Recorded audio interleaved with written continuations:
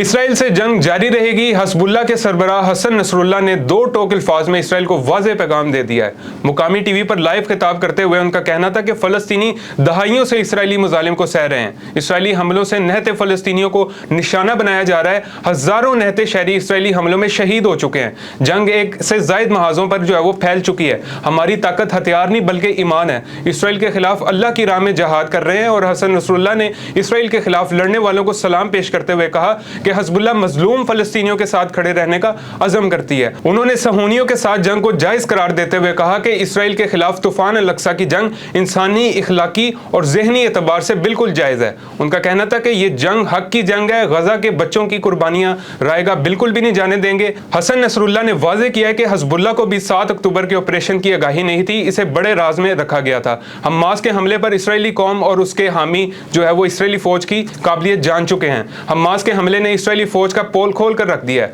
Hasan Nasrallah ने जंग में मदद करने पर ईरान और इराक का शुक्रिया भी अदा किया। उन्होंने कहा कि हमारे दुश्मनों की पॉलिसी जारहाना और जिल्लत अमेज़ है।